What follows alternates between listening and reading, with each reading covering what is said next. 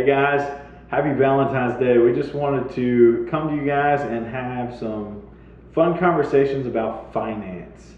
So we're going to start this video off with us telling you a little bit about our story, where we've came from and where we're going. With this story, it involves so many different areas of our lives, but to make it short, we don't want to spend a lot of time on the story because we really want to be able to talk to you about some practical ways that you can make things work out. But really, we started out, been married, like I said, we've been married for about 10 years now. So 10 years ago, we bought a house. We loved our house. It was an amazing house. And at the time, we could afford it. And then there were some times where we couldn't afford it. Yeah, I was doing hair at this time. I'd been doing it for about 6-7 years. So I had a established clientele, and then I went through the depression like really bad. We talked about that in a previous video. And so I lost a lot of clientele because of that. Just to be honest and real, that was very hard. So we tried to make it work from there. We were trying to keep up with the Joneses, so to speak, and felt like we needed the best and biggest, and it ended up taking us down a path we did not want to go, of financial debt and stress and anxiety and fear of money, and it was not good. Yeah. So a lot of it really stemmed from, I worked at Best Buy, which was one part of it, which for every man I'm sure would be a struggle. You buy everything under the sun that you come out with. It's like, oh, it's the newest, greatest thing. I gotta have that, I gotta have that, gotta have that. So a lot of it streamed from there. And then other parts of it were, we bought new furniture for our house, which so many things I would just not recommend. I mean, you're buying a brand new house, you're getting the largest payment of your life, and then you turn around and you buy all this furniture that is another big payment, and then you buy all this other stuff. It's like, we gotta have everything. And a lot of times I feel like most people do this, especially young couples, because we did it, is they go, hey, well, mom and dad have this, and this is what I want to have. And so that's exactly what we did. We had all the same things my parents had, and that was not wisdom. So, like I said, a lot of it, we bought a lot of things we couldn't afford. We went to a lot of different situations that just really were taxing. So, like I said, Em went through kind of that depression stage. We also had 2 kids, and then after that, we also were just trying to just make ends meet. It seemed like every time we turned around, another bill was coming, another thing was hitting us, and we were just stressed all the time. After I had Lily, I went part-time, so I took the minimized clientele that I had and, started working part-time, so that didn't really help. I thought that I could, get more people in a least amount of days of working so I could be with my child, where, the Lord definitely provided through that, but I ended up injuring my hand and I had to have surgery. Yeah. So that took me completely out, which I wanted to be a stay-at-home mom. Yeah. Just maybe not, that's not the way I kind of wanted to do it, but so Josh was the sole income of the household. Yeah. And it was hard at times. I mean, there was, when she injured her hand, at that point we were not doing real great financially, and she was making, okay money, but as she had went part-time, her job kind of transitioned where it was costing us money. But it was kind of a double-edged sword because she was making money every day. That kind of helped us somewhat be able to float through some of our checks and some of our bills and things like that. And then we went from that to having like a paycheck every 2 weeks, which was just hard. So we ended up actually selling one of our cars. We sold our Trailblazer, which we had rolled in about $8,000 worth of credit card debt into, and then reaccumulated after the fact, because we didn't change our habits. Right. We just changed where our money was. And so we didn't get a budget. We didn't do anything differently. So we just kept the same habits. We kept spending money. Just kept getting worse and worse. Not wisdom. Yeah. So as those things kind of happened, like I said, we sold the Trailblazer. We went to one vehicle for a little while, and then we bought this little like $800 beater car. It was a 1996 Toyota Avalon with 350,000 miles on it. And I drove that thing for like 2.5 years. Into the ground. I drove into the ground. It literally the reason why we stopped driving it was because the radiator exploded in it, and it was sitting in the parking lot of the apartment for like, I don't know, 6 months. So it was either put money in it or get rid of it. And so we ended up getting rid of it. Some of the story that kind of follows with that is, like I said, we went to that one vehicle, then we went into the Avalon. We had some conversations with a close friend of ours about where our finances were and where we were going. And he said, you know, this is just an idea, but why don't you think about selling your house and maybe downsize, maybe get something smaller, smaller payment, you know, maybe even rent, you know, see what other options are available. And neither one of us really liked that idea because we really liked our house. Yeah. But we put that kind of on the back burner, put it on the shelf for a little while, and about 6 months later, the Lord really kind of just started prompting us and saying, hey, I want you to sell this house. He said, I will take care of the rest. And that's all he told us. He was like, sell the house, but I'll take care of the rest. And we're like, so you really want to walk out of this faith thing, huh? It was not very comfortable, to say the least. So we decided that, okay, Lord, we'll do what you say. And we ended up putting our house on the market with nowhere to go. And about 10 days in of it being on the market, we had an opportunity that kind of arose where we were able to move in an apartment and have zero rent for 18 months. And one of my buddies said, hey man, I'm going to do this Dave Ramsey financial peace class. I'm going to teach it at our church. And I said, man, that sounds like a great idea. I so am on board. You know, we're finally getting our lives together as far as finances. What can we do to kind of get things on the same page? So me and him, we signed up for the class. We paid for the books and all that stuff, and started attending. And it was a pretty life-changing experience for us. Yes, you know, very. the first thing they talk about is having a budget, which we never had. We actually had. I remember one time, friends of ours were talking, and they said, you know, it's just not in the budget. And I said, what do you mean the budget? And she said, what, you don't have a budget? I said, no, we've never had a budget. She's like, well, I'd love to be like that. I'm like, no, you wouldn't, because it's not good. So it was kind of like one of those things, like, you know, we knew the word budget, but we didn't know what it was or how it worked or anything. And nobody really taught us that. I mean, that's not like a shout on anybody else, but we just didn't have the wisdom. I learned a lot of the financial stuff until I started working at the credit union. Once I started working at the credit union, they started educating me on all kinds of stuff, and I was like, oh my goodness, like I feel like I didn't know anything. You know, I didn't know about budgets. I didn't know about, you know, IRAs or money markets or any of that kind of stuff for savings. I knew about credit cards and debt because that's all that we ever had. So we went through, like I said, this Dave Ramsey class, and they showed us how to do a budget. And that was huge for us because we started telling our money where to go instead of it just disappearing into nowhere. Right. And every paycheck going, well, where did all our money go? Yeah. So one of the humbling experiences that we ran into was the Dave Ramsey class. They tell you to go to this website called Every Dollar. And the way that it works is it basically is a budget tool that you can set up your budget. But one of the cool things about it is it links to your debit cards. So we linked all of our debit cards into this Every Dollar, and it shows you where all your money went. So it puts it in kind of like a graph or a pie chart. It tells you exactly what transactions you had and all that kind of things. You can kind of drag and drop them into certain places. And after we did this, we came to the realization that we had spent $1,200 on food in 1 month. And we're like, oh my gosh. Sobering, wake up. Yeah, it was not a fun experience. Out to eat, going out to eat is fun, but it is expensive. You add kids, you add wherever you're going. Something the Lord is teaching us through this, I feel like, is quality over quantity. Yeah. So we schedule date night. It's usually every Thursday. Yeah. And we've made a budget for it, so the money's there. We know that we have this much amount each week, and if we don't make it 1 week, then we make a choice the next week where we're going to go and what we're going to do. So eating out was a huge thing. You just don't realize how much you're spending, I think, sometimes. Yeah, when we moved into our apartment, I don't think we went out to eat for like the first year that we were there.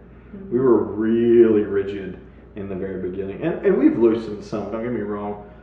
We don't eat out a whole lot. Me and Em eat out at least once a week for our date night, typically. And we don't have a tremendous amount of money in that account, but you know, I think we put like $60 a month in there, and so we make that work. You know, whether that's hey honey, we can go out to a movie, or we can go out to dinner, or we can rent a Netflix and order a pizza, or whatever it is, and you just make it work from month to month. Yeah. And that's been huge. Another thing that's been really huge is that we had individual money. So not like we had individual accounts or separate accounts, but I gave Em, like every month, she gets $50 out of each one of my paychecks. That's her money. She can spend it on whatever she wants to spend it on. And that was freeing for her. Yeah.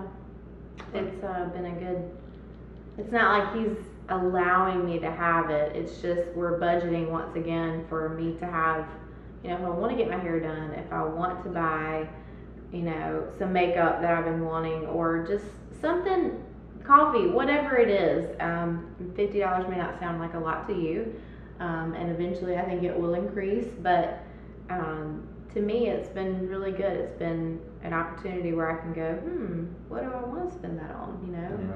Yeah. So it's been good. I really enjoy having that. Well, it makes you think about what you're spending too. If you had, you know, endless money in that account, it'd be one thing, but I think when you have a certain amount of money, you really think through your purchases. Yeah. You don't start like, you know, you think about coffee, for instance. You know, that was one of the things that me and him had a conversation about with one of our budget meetings was, you know, I've noticed that we spend a lot of money on coffee, like Starbucks or something like that.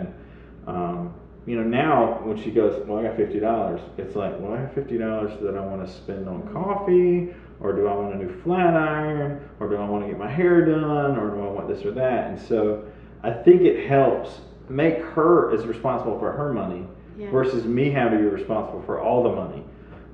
And we make the decisions together. It's not like it's segregated or anything like that, but you know, we have a budget meeting, we talk about where it's going, and she looks at it, and I tell her kind of the plans and things like that, and we agree on it, and then we kind of move forward. So this add her own account was actually something we just recently did, and it's already coming, as you can tell, as she's gotten her hair done, and it looks very pretty.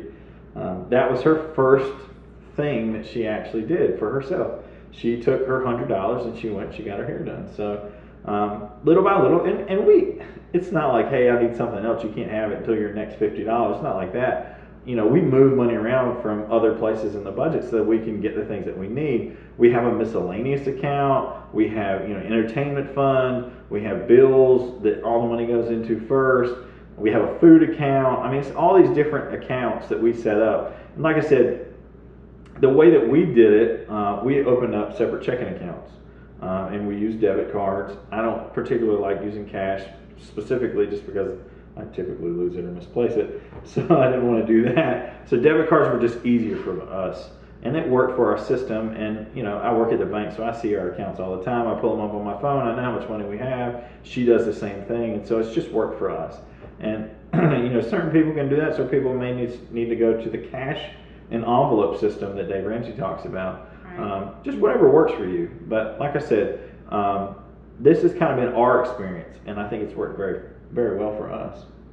So as you guys are looking at finance, you know, one of the biggest things I want to tell you, and Dave Ramsey talks about this all the time, is Proverbs 22:7, where it talks about the rich will always rule over the poor, and the borrower will always be enslaved to the lender. And we lived through that. I mean, when you're sitting there and you're like, oh my gosh, I gotta make this bill, and I gotta pay this credit card, and I gotta pay for this car payment, and you know, you're writing out a check for $500 for this car payment. You know, it's a sobering feeling when you don't have it. And that's when you feel slave to the lender. That's a true statement. And so now that we made some of these adjustments, we don't have that stress anymore. I don't feel like, oh my goodness, what are we going to do this month? How are we going to pay this bill? I don't have that. And I had that for so long. I think it honestly gave me the gray hairs that I have because we stress so much about money. But now, you know, it's like, hey, I've already put everything in line. I know how much everything's going to be. And now, you know, we've paid off all of our debt, bought our house. And like I said, we have a nice house, but we didn't pay $200,000 for it. You know, this house was like $100,000. It was a smart decision for us. It worked for our situation.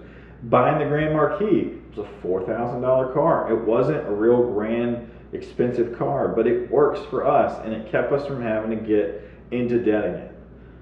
So as things progress and as things get better, we're going to upgrade and we'll get bigger house or we'll get bigger things and things like that. But you have to start somewhere. You can't start where your parents left off. And I think that's what a lot of times happens is you have people that are newlyweds, and that's what we did. We went straight to rooms to go. We bought every room in the house. We bought brand new furniture, and we had $5,000 or $6,000 worth of furniture. And then we turned around and I went to Best Buy and I bought all the latest and greatest gadgets and we just round up all this debt. And so I think for us, it was just more or less we had to figure out and be humbled a little bit to the place where we started making smart decisions on what we can afford versus what we can finance. So like I said, through this whole entire journey, we've went from having a house, selling a house, moving into an apartment, off all of our debt. We paid off all of our credit card debt. We paid cash for the cars, and we were able to save up some savings, enough savings that we were able to buy this house. And so it's been kind of a whirlwind, if you will, but through everything, every situation that we've walked through, God's shown up in. At one point, I think we had a $2,000 check that was in the mail. Mm-hmm. We had people offer to pay for certain things. We've had people just give us money for, just at the right time, right when we needed it. There was no other money that we could pay that bill with or whatever it was. It would just show up. We had, people that just felt like, hey, I just felt the Lord say, hey, I want to help you out, or I know you guys have been having a hard time, so let's bless you with this. So it's just God showing up. To be honest, I think a lot of the reasons why those things started showing up was because we were making an effort to change. Was selling the house, with selling cars off, and doing everything we could do to get to the lowest payments. I mean, there for a while we did only have one vehicle that we could drive around. Mm-hmm. I'm not sure how long that was, but we went for a good little bit of time where we had one vehicle. And we were going to do just one vehicle until somebody said, hey, I really just want to help you out a little, and they decided that they were going to help us out with a vehicle. So we ended up having somebody that blessed us with a vehicle. And I think we could have actually done it again, but with you working in Winston, we felt like it was wisdom for me to have a car with 3 kids. I mean, Mom, right? Like, you just can't stay home all the time. I love being at home, especially with our new home, like adjusting and making it your little nest and all this and that, but I need to have a car. So he provided it when we needed it, and it has been awesome. Yeah, and like I said, it's just one of those things. You got to make your decisions based on what you can do and what you can't do. Yeah. And if it's something that it's a need that you can't meet, God will show up in that. He showed up in ours so many times. Mm-hmm. So you just have to trust Him with things. When we sold our house, we didn't have any options. Yeah. The 10 days it was on the market, there was no backup plan. It was, oh God, what are we going to do if we sell our house? And it just worked out. So, I want to encourage you guys that as you're taking these journeys, you're walking things out, you're stepping out on faith in some cases, or just maybe you're stepping out on a budget. Yeah. It's going to be huge, and it's going to be super helpful for you guys to be able to see where all your money's going. If you're having difficulties with talking about budget, some of the ideas that we'd like to give you guys is maybe when you do talk about budget, and maybe it doesn't sound as great as it could be, but that you go out to dinner, maybe have a date night or something like that, and then while you're on the date night, you talk about it. That way there's no distractions, there's no kids getting in the way, there's none of this going on, and you're normally in a pretty good mood when you're on a date. At least we are. Yeah. So maybe you do that. Maybe you make a dessert together and then you talk about doing a budget, or just try to make it fun. If it's this thing that's just this dreaded conversation, that you don't want to have, then it's just not any fun. So try to make it as fun as you can. Enjoy your spouse, and as your budget comes together, I think you're going to realize that you're not going to be near as stressed out because you're going to know where your money's going, and you're going to know what you can spend and what you can't spend. So, and you're actually talking about it, so there's no fear there. Exactly. And I'm not saying that we're perfect, because there's still choices that we have to make as far as, okay, what can I spend? There's going to be times where you think, oh, I probably shouldn't buy that, and maybe you did, and that's okay. There's grace there. You just plan for it next time and learn. And I encourage you, if you have a financial plan that works for you, that you're doing really well with, and maybe you're making a lot of money and you're on that path and you're just doing it and giving and just blessing people, I suggest you share that with other people. If they're open to receive it, they're going to hear the wisdom in it from the Lord. And if you're not on that path, ask for wisdom from the Lord. He will help you. He will give you the tools. He did us. Like, He knew the perfect time we needed that class from Dave Ramsey. I'm not saying that it has to be Dave Ramsey. You can go through different things, but he is a biblically based program, and it really opened our eyes to a lot, and we're still learning. It makes a lot of sense when you start listening to everything he's saying, and he talks about different things, because he wants you to be at a place where financially you can give money, and it's not I think most people, the situation they get into is, it's like, well, man, I'm barely paying my bills, so how am I going to give away money? But if you're on a good budget, all your bills are paid for, and you know what you've got left over at the end of the month. And so when it's time for giving, we set up an account, and we actually have a giving account and a missions account, so that we can put money into those accounts. I get paid on twice a month, so every paycheck that I get, we designate a certain amount of money to go to each one of those accounts. And so we've done that, and it's so much more easy to be frivolous with that money. Like, if I want to give something to somebody, I don't have to go, oh my goodness, what are we going to do? Or we got to wait 6 months before we can do it. We just go and we pull money out of that account, and we bless people with it all the time. So it's been really helpful for us to not feel guilty or be held back, restricted to the place where we're not able to give. So we always have it there, and it's ready to be handed off whenever needed. Make it fun. Talking about finances, I will tell you, there's some humor in this, but there's a book called A Financial Sozo, and we talk about a lot of inner healing and things like that. But that was one of the things I think, we did it, and we didn't really realize we were doing it. Because, like I said, Em didn't want to talk about money, and she had a lot of past where money was a difficult situation to talk about, and it was hard. So we had to work through it and have conversations that said, hey, you know what? I'm telling you, we can't spend any money right now, but it's not because we don't have any money. We have money in savings. We have money here and here and here, but I want to be able to keep that money there. So when I could show her the accounts and say, hey, we've got money, don't worry about that, that set her at ease. And I think that was kind of the transition point where it started becoming more healthy, where we were able to discuss it and talk about it and work through it. So, and some of that, you might have to do some healing. Maybe you've had some bad experiences. Maybe you had foreclosures. Maybe you've had bankruptcies. Maybe you've walked through some difficult things. And with those, you're going to have to work through it. You're going to have to trust each other again. You have to talk about difficult things. You're not going to be able to hide things from each other. One of the things Rachel Cruz says, which is Dave Ramsey's daughter, she was talking about people hiding, a credit card or accounts or this or that. She called it financial infidelity. So it was like, I'm hiding this thing. It was like having an affair, but with your money. Yeah. And a lot of people do that. A lot of people hide certain things, or they hide all their credit card statements, or they don't tell you about the savings account that they have, or whatever it is. And so, sometimes, you have to work through those things and have some difficult conversations. And I think once you do that, and you're able to communicate in a healthy way, it comes out, and things are able to be worked through. So hopefully, I think that we've given you some good information. We've shared some of our story with you. I'm hoping that you can walk away and be encouraged. Like I said, I'll put some links in the comments below about Dave Ramsey and the Financial Peace class that we took. Also, the Every Dollar, which is his budget tool.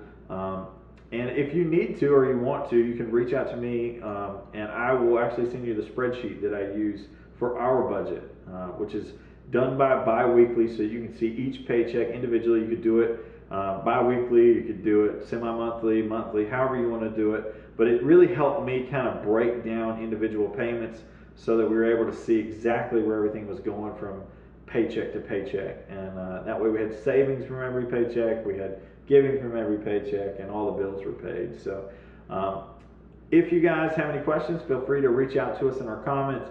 You can reach out to us with Messenger as well on our private pages.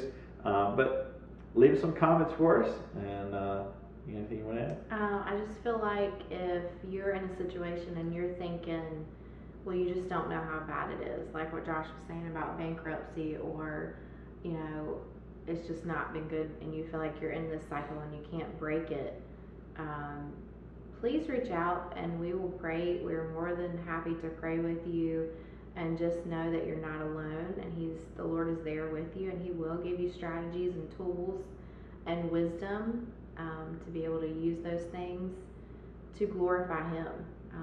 You know, we've talked about, you know, having things and saving money to buy things and things like that, and meeting needs, but also I think He loves our heart's desires.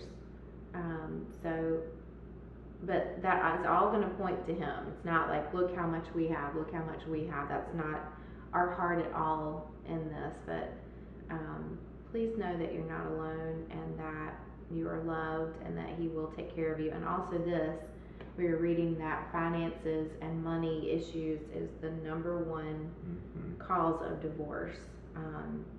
And we've got to stop that cycle of that, because that's just what the enemy wants, and God has greater plan for your marriage. And let's just be honest. I feel like in our relationship, if our finances, if we've talked about things and we know we've made a plan together and we're talking, yeah, it can seem a little challenging at times, but it flows into every other area. Just like what we were talking about in our last video about our relationship with the Lord. If we are being intimate with Him, it's going to be much easier to be intimate with each other. But, you know, then there's the finance part. If you feel like that's kind of in a good place, I feel like that flows into every other area, such as parenting or sex or, you know, family issues or challenges as well. I feel like you're just going to be able to handle them much easier. Because I feel like it's just all connected. So yeah, we're not perfect and we're learning too, but this is our story, and hopefully you'll be able to pull some gold out of it. All right, guys. We'll see you guys in the next video. Drop a comment, hit the subscribe button. That little bell will actually be a notification bell. If you click that, it'll send you an email every time that we post a new video. But like I said, we love you guys. We're praying for you, and we'll see you in the next video.